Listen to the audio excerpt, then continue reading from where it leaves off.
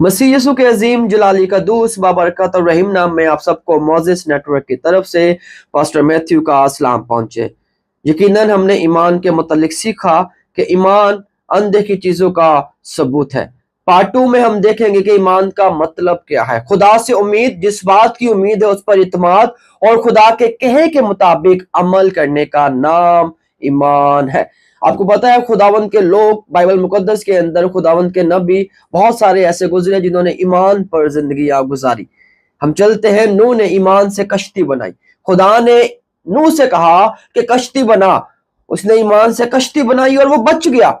इब्राहिम ने ईमान से सब कुछ छोड़ दिया, अपने घर को, अपनी जगह को, अपने रिश्तेदारों को, सबको छोड़ के उस जगह से चला गया।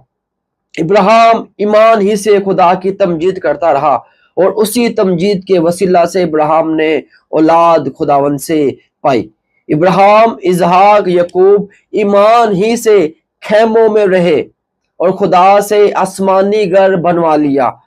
इब्राहिम ईमान ही से इसहाक को नजर करने के लिए चला गया कि खुदा ने हुक्म दिया है कि इसहाक को कुर्बान करना है, लेकिन इब्राहिम को मालूम था कि खुदा ने मुझे एक ही बेटा दिया है, खुदा ऐसा कभी नहीं करेगा।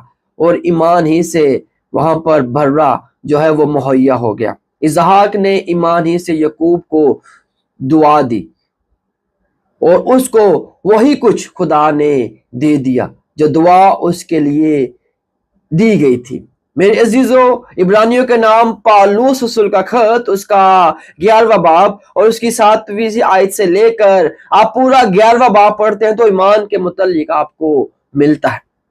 सो खुदा मुझे सुनासुरी आपको